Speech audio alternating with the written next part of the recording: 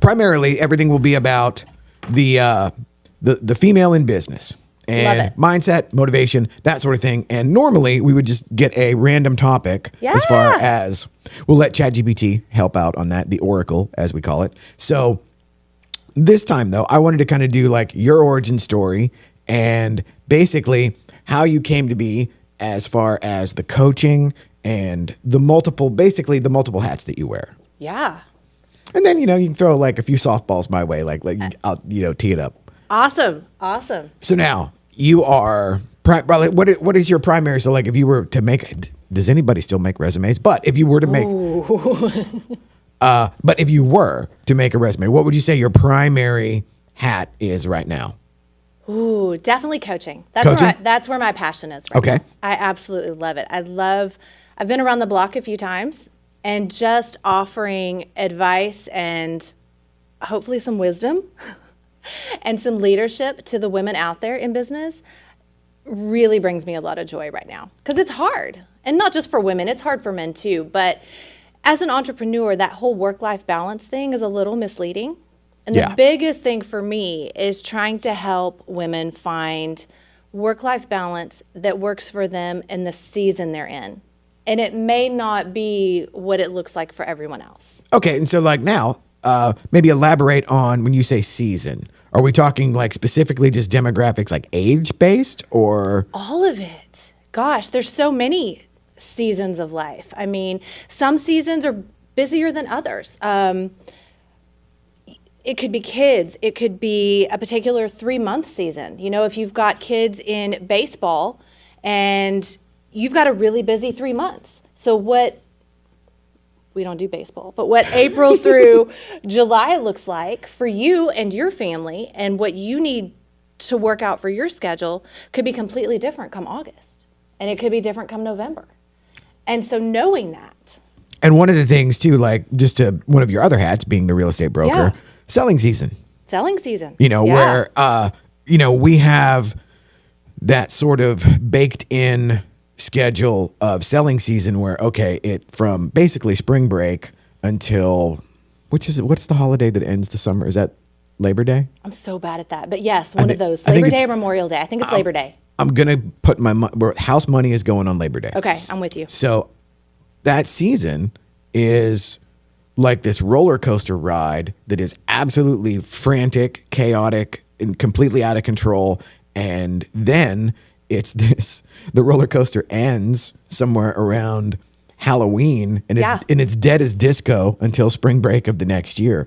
And I don't know about you, but there were a lot of times where I thought, by Thanksgiving of every year, we're going out of business. Am I ever going to eat again? It's all over. Yes. So now, whenever you're talking about the seasons, and then so actually, like, who is it now, or statistically, who is it that approaches you most for coaching? Like, describe that person. It's a female that has been in business for, say, 2 to 4 years, in their 40s, and they want to grow their business, but they don't know how. They've had some success, but they're feeling stuck, and they're ready to go to the next level. And what I'm finding is they just don't have the right systems in place. They've been successful because they've hustled, which is great, but eventually that runs out.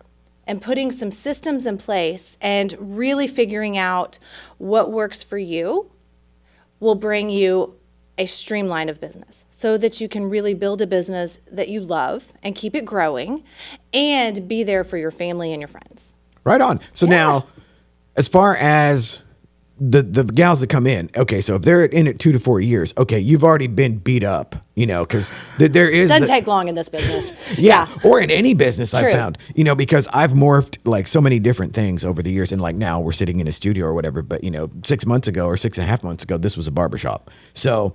But you weren't the one cutting the hair, right? No, but we will do haircuts. Hey, I have thought about, because the sign is still up front. Hey, multitasking. Yeah. Well, and it's also, it's kind of, if you don't know that we're here, you wouldn't know that we're here. No. But you might accidentally think that you're going to touch a class barbershop and get a haircut. Hey. So I thought, like, well, maybe we offer that. We'll do green screen videos, live streaming, podcasts, listing photos, and haircuts. And sign a disclosure. Yes. Yeah, there you go. We are not responsible. Yeah, we are not responsible for a bad haircut. Well, and I haven't gotten a haircut probably in at least a decade. Wow. I'm the trim your bangs by your chin guy at the house. But so when the gals come in and they are, do you find that they are stuck in the sense that they don't know what to do next, or they're burned out from doing what they're doing? They're burned out from doing what they're doing because they're all over the place. They haven't solidified a system, and I know I've said that several times, but that really is the key. They haven't dug into what's actually working. They're just all over the place. Now, do you think, is that a byproduct of being chief cook and bottle washer? Because the idea of, it always looks so good on Instagram. Oh, I started a business. I'm doing this thing, whatever. And then, God forbid that you actually get successful or you get busy, because it's been my experience that I become the bottleneck, and yet my imposter syndrome won't let me let go of anything. Yeah. And so now, is that the same for like in the female world, where especially if 100%. you're trying to play this all things to all people, and like you said, trying to balance kids, life, home. Yes. It's a new term that I've learned. It's called overfunctioning. We like to overfunction and not let anyone take anything off of our plate, because we feel less than if we let someone else do it. And does it really matter who does the dishes? Is there really a right way? Really? I mean, come on. I know you may load the dishwasher one way and I do it a different way, and we have this argument at our house all the time, but as long as they're clean and put up, who cares? That I agree with. However, I will say that the toilet paper needs to be rolled over the top. Absolutely. Oh, all right. There we go. Absolutely. I mean, there are rules. There are rules now. Don't get me wrong. Oh, Lord. Cruz. Okay. I love it. So we've got, this is the skeleton crew today. Yeah. So Cruz and I set everything up. Everybody's got. Hey, we're just getting started. Oh, yeah. So we were absolutely building the plane in midair. But so Cruz learned how to do the sound effects on the board. Oh, this should be fun. Yeah. And so, okay, we've already created a monster. But hey, that first one was I like very, the first one was good. Yeah, that was good. very apropos. Yeah. But he loves that air horn gimmick. That's awesome. Hey, so keep the energy up. Yes, absolutely. So when you're trying to, I love overfunctioning. And huge. So like one of my biggest things was to get somebody to have any kind of influence over the final product, whatever that may be. That was a struggle. Yeah. Because that's what I felt like had my name on it. For sure. And so now how do you coach somebody out of basically what is essentially asking for a panic attack? Yeah. And we go through, it's called an energy exercise. And we go through an exercise where we look at what 100% requires you. And there will be things that you cannot hand off. I'm going to speak later today. I can't send somebody else to do that. I mean, I just can't. Michelle couldn't make it. So you look at where the things that you need to expend your energy, and what are the things that can be delegated. And then when you're looking at what can be delegated, 80% of how you would do it is probably okay. And that's something you have to come to terms with. One of my favorite pastors, Craig Rochelle, that is something that he talks about, is just because it's not being done the way I would do it doesn't mean it's wrong. So you have to look at where are those areas in your business that you can really let go of, that if the dishes are loaded this way versus that way, does it impact the bottom line? And there will be many areas where the answer is no. So I love that. Yeah. Well, and the idea that if you bring somebody on, they're never going to be as emotionally invested or have their identity tied up in the way that you would as the founder, owner, or like whatever the title. Yeah, absolutely not. So now how do you get somebody out of that? I guess, is that like a learn by doing, or learn like just, it's learned behavior for sure. Yeah. Yeah, not everyone's meant to be an entrepreneur. So you look for those people who are there to be the ones who build you up. For most entrepreneurs, we're real visionaries, and we are all over the place, and we need people beside us who are going to be honest and not just tell us what we want to hear, but are going to encourage us and say, okay, now here's how we do this. So I have an amazing assistant, Jessica, and I mean, I will throw stuff at her on a Monday morning, and she's like, okay, but that's not realistic. And I need that. I need that because she comes back and she says, I wanted her to do a whole website update yesterday. And she was like, no, we're not doing that. Learn to code, bro. So we made some tweaks, and that was great. But I needed someone to tell me, okay, this is not realistic for what we can get done this week, but this is what we can do. And she doesn't really ever want to own her own business. But the key is making them feel welcome, giving them empowerment, giving them a voice, and listening to that voice. Right on. Yeah. So now, for you, was the entrepreneurial thing something that you just had, like that was the end goal? Or I don't think so. I think I just stumbled into this. I ended up with 3 kids. Not sure how that happened. Keep it clean, they're watching. Not the one in Seattle, he's in bed. 3 kids, and daycare was out of control. And I was like, I can't do this. And I was working late and just all the things. Okay, so you had a corporate job. Yeah. Where you went to a place, did a thing, and they gave you a check. Yeah, never want to do it again. You learn fast. So got into real estate, and yeah, it just went up from there, and it's been an amazing ride. And it's been interesting watching my kids because my oldest daughter is gainfully employed now, and she was going to work for a company and get a paycheck. She got laid off her first job in New York City, had only lived there 6 weeks.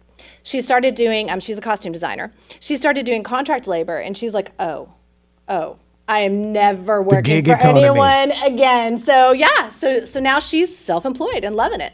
That's awesome. It's a lifestyle. Yes, and there is a certain, like you, I was going to say there's a certain mindset, but now that I think about it, it actually happens to you. Yes. It wasn't like I was wired to where, yes, of course, I would have said, yes, going to B of A every day or the Ivy Tower at City. Yes. It sucked. But the trade-offs. There's the perks. Yeah, you get good benefits, or you get, a cell phone, or you get, really good money, but then the company card for expenses. Well, and you become trapped into this thing, and you don't know what you don't know. Yeah.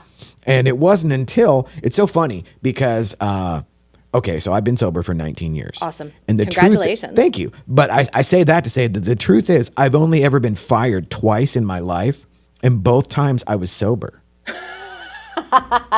Where it was like literally what? Out of left field. And it was just, and it turned out that it was like, personalities or perceived conflict or whatever. Yeah. When in reality, I didn't care. Yeah. And then the time, what led to this was I was a mortgage guy, and it turned into, we were at we were talking about Metrotex earlier. Yeah. And so you host one of the MLS meetings, so you are you are absolutely intimately familiar with the whole setup. Yes. Well, I was affiliate chairman, and we were doing this gigantic event. And the person then at the time who I worked for might have had a few at lunchtime. Which obviously that was not kosher. That was no longer my lifestyle. Right.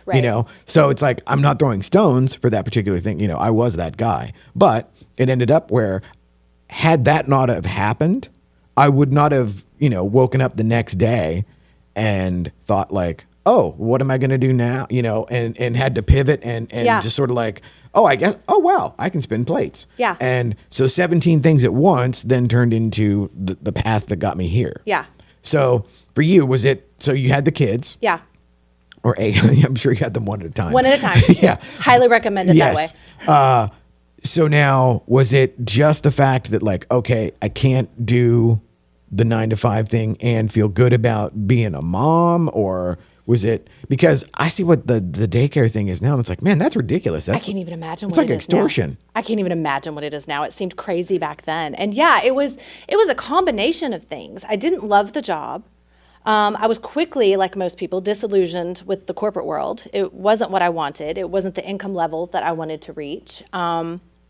Yeah, I had these visions of a fancy corner office, and it was not. Well, I think we're in the same age demographic, Yeah. so we would have been basically indoctrinated into the sort of the Prussian model of school, Yes. which is really okay. We're just teaching a boatload of kids to go to a place, sit still until the bell rings, Yeah. do what we tell you, and then when the bell rings, you go to the next thing we tell you. Yes, yes. And then you pop out the other side. Yeah, and it didn't work for me. It just, that traditional lifestyle. And, my husband was very supportive and was awesome about, let's figure it out. Like, because he wanted to be home with the kids more too. Oh, right on. And I didn't want to be home with them full time necessarily, but I also didn't want the time I spent with them to be so stressed and to always be like at night, put them to bed and all the things. So yeah, I decided I'd get my real estate license right before the recession. So that was perfect. It gave me plenty of time. But I learned a lot. Well, and fast. to that, I'm always fascinated by when I have these conversations, how many people, it is certainly more than 51%, that say like, oh, I did this thing right before everything went to hell in a handbasket. Yeah. And then boom, it's like wartime general versus peacetime general. And it's like, of course, everybody's going to think they're the wartime general, just like everybody thinks they're the good guy. Yeah. Like, I'd go back in time and kill Hitler. You probably wouldn't, Yeah. Yeah. And so the idea that you don't really find what you're capable of almost until you're forced. Right. Absolutely. And that's how real estate was. Like, we needed to keep the lights on and we had diapers to buy and all the things. So yeah, I was doing short sales and foreclosures, and I was helping clients flip mobile homes. I mean, you name it. Oh, you're doing all the unsexy stuff. Oh no, it was not pretty. That would be the equivalent of me going in and it's like, we're going to have you do loan mods this week. Yeah. Yeah. The first week in my brokerage at the time, we went on tour. And the very first house that we went on tour was a mobile home that was partially underground in Palmer. And I was like, what am I doing? It was insane.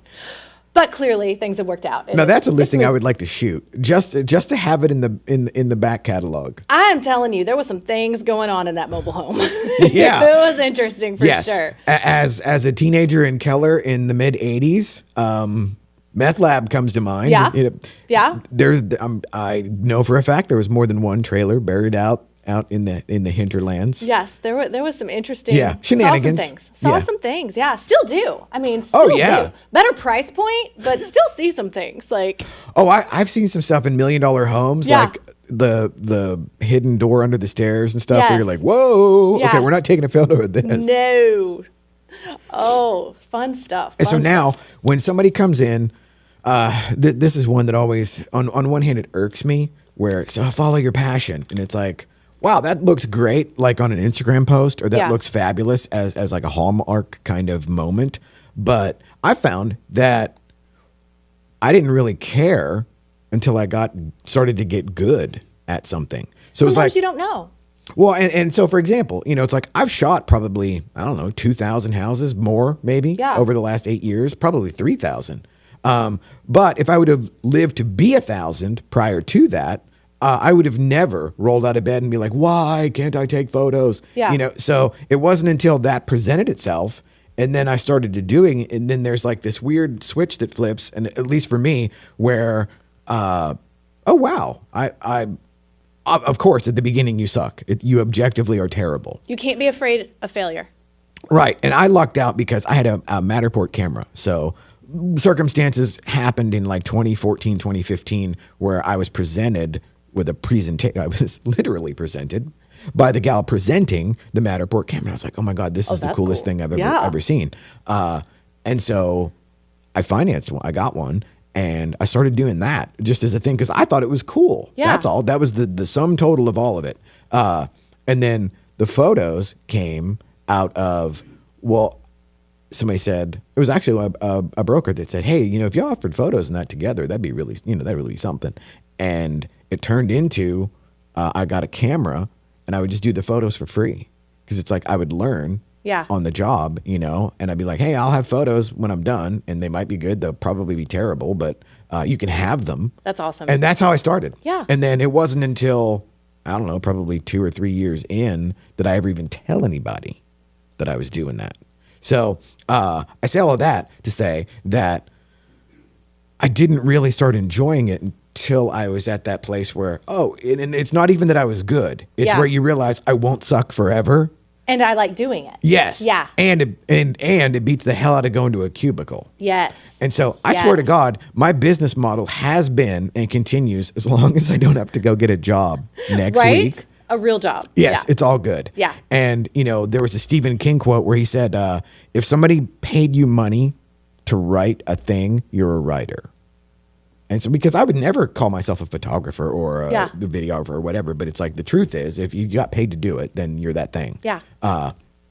So for you, was it one of those things where real estate was awesome at the get-go, or was it like where was it at on? Oh, okay, so it was so exciting. Like it was. Now I wasn't great at it, but I loved it. Like I enjoyed it, and I was always about the business side of it. That's what I loved: the negotiations, the back and forth, the sales piece, the doing the listing presentation to the client, and them saying, "Okay, yes, I'm going to go with you." Like that's the piece that I really, really love. Houses are fun, but they all start to look alike after a while. Especially in the suburbs, which is where I really am. And if you start on the buy side, which everybody does, I mean, you're just a glorified Uber driver. Yeah. So I quickly realized that, and I quickly shifted into the listing side. So that's the piece that I love. And so even in coaching, I'm really working with people on how to get more listings. Well, I was going to say that would be, that would be like the dentist, or like where people are always going to have teeth. Yeah. And so like in real estate, there are always going to be agents, and there are always going to be agents on the buy side who want to get listings. Yeah.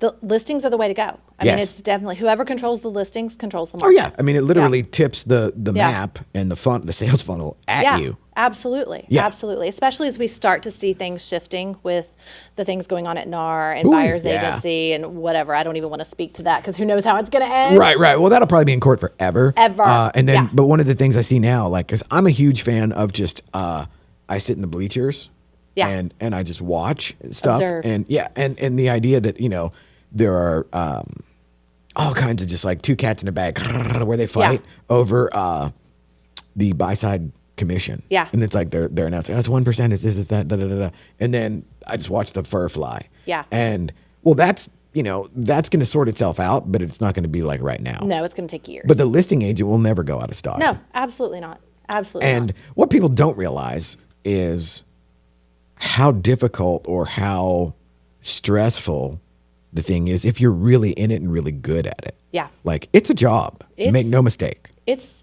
work. Yes. And there's just like any position, there's perks, but then there's also some downsides. And when you're an entrepreneur, you work 24 hours a day.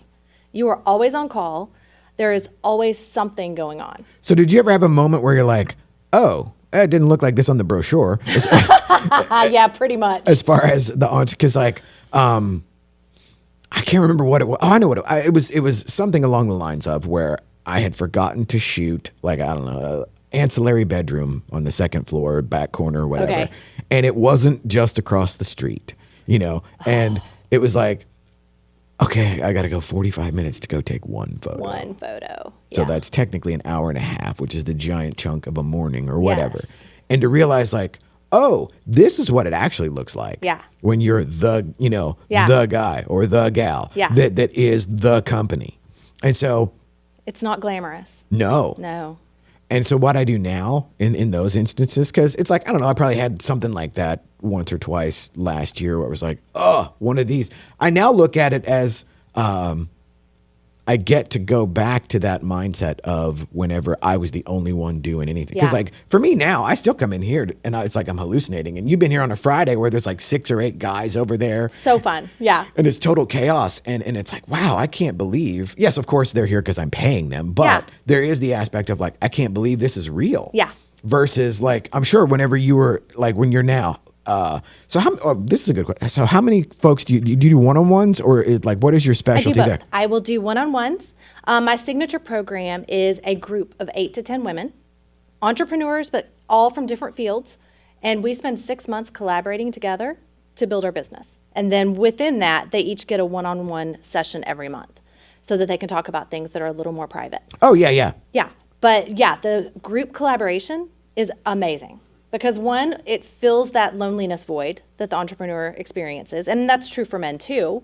And it also allows you to learn in different ways because just because a realtor does it this way doesn't mean it's the only way for it to happen. Yeah. And finding out new ways of doing things can seem innovative and give you a whole new passion. Absolutely. And it kind of re-energize you. Gives you permission to be like, oh, I don't have to have all of it figured out all the time. No. And so now I'm always curious, are there certain universals that you see in like, so if you have a group of 8 women, a lot of say like, so for example, I'll try to not to ever speak to too much detail on the recovery thing but there is, if somebody comes, if they wash ashore Yes. and they need to, basically unscrew their lives. Yeah. There are certain universals that almost everybody goes through. Yes. And so I'm curious on the group coaching side, are there like basic framework that you hit for everybody? Yes, absolutely. Because they're all experiencing burnout and they're all doing too many things. Yeah. They're all it's like throwing the noodle to see what sticks. Like, right. Yeah. And you can streamline it and it can be so much easier. So now is it like they're scattershot and it's like you wake up like a shot out of a cannon and it's like, now, and because for a long time until I had any kind of a system or any kind of procedure or anything in business, it was literally you just wake up and look for what's on fire. Yes. And that's what most of them are doing. They don't know how to put a schedule together. They don't know how to plan a week, plan a day, plan a quarter. They don't know how to project. They just know what they did last year and they want to do more. Well, how did you get those numbers? No idea. Where did your business come from? I don't know. People. Yes. Okay, that's awesome. Okay, and that makes me feel better. And again, you're right. That is universal for everybody. Yeah. And I've had the moments where like, oh, I don't want to scrutinize it too bad, Sometimes you don't want to know. Right. I'm like, I'm not sure if I want to know. So now I'm super excited for this. So this is awesome. And I like getting a little bit more of your your backstory and the origin. And I would love to maybe we'll get now, are your coaching folks local or are they? Because we do it via Zoom, it's all over. But we have a lot of local folks because we do get together once a month for lunch. It's on the second Thursday of every month. The restaurant is always different. So check out my website and you'll know where we're going to meet next Thursday. Oh, right on. Yeah, it's super fun. You don't have to be a coaching member to join. It's just a way to I love that. Get some ladies together and have a good time. Okay, well then maybe we'll have to have like a Wednesday devoted to just whoever's here local that could kind of come in. Oh, a panel. Yeah. Yeah, I love it. So we set the record last week. We had 6. Okay. On the panel. Is that how many? Was it 6 people? Yeah. They were great. They were funny. Yeah, they were awesome. And the funny thing there is it's like you never know. So like our live deal normally, well even today, but we didn't have a specific topic dialed in. Yeah. But the reason that I do this, so technically this came out of the show that we do on Fridays. Yeah. And that show came out of the very first time I messed around and we had the guys here to live stream. It went out for 17 minutes with no sound. Beautiful. And so out of politeness, I wasn't looking at my phone while we were doing a show. But when I got done, I had an endless supply of, there's no sound. Where's the audio? Oh, no. And it's so that means people were listening. That's that's exactly how I took it. Yes. Glass half full.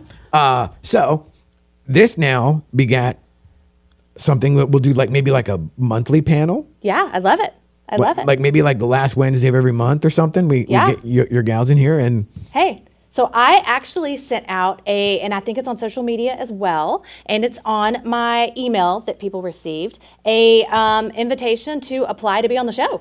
I love it. As a guest. So yeah, we need all kinds of fun women. We are looking for entrepreneurs, professionals, whatever you got. If you think you've got a fun story and you want to be interviewed by us, then please. I love it.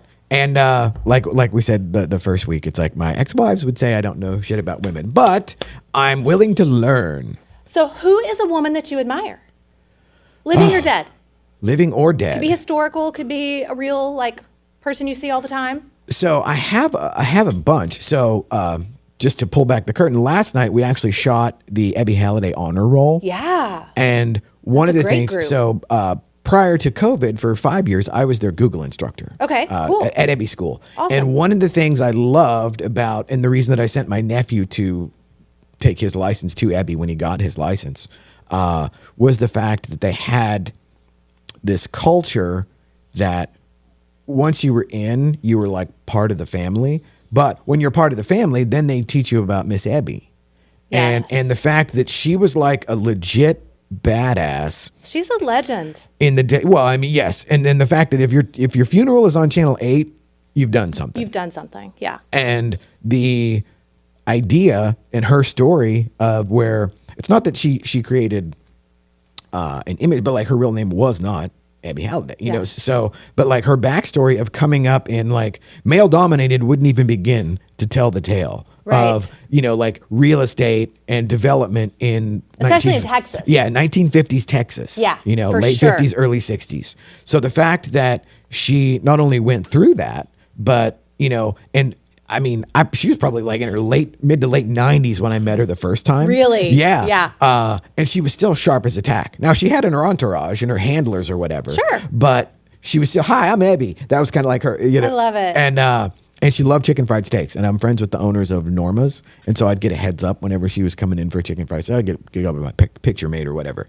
But she's the first one that comes to mind just in our little universe here as far as real estate goes. Cool. Just because I'd gotten so familiar with what the empire, like legit empire that she built. Yeah. And that would have been impressive. It would have if it would have happened like 10 years ago, let alone, you know, 78 years ago. I mean, you know, think about amazing. that. Yeah. That's amazing. That's crazy. Very cool. But I think we're on a roll. I think we're on our way. Yeah. And hopefully Cruz has enough wherewithal. Yeah. Are we good to go? We out? Wrap. He said wrap it up. Oh, man. Oh, wow. He gave us the high sign and the hand signal to wrap it up. All right. Awesome. So this is us wrapping it up as per our producer, Cruz. Yes. Thank you, Cruz.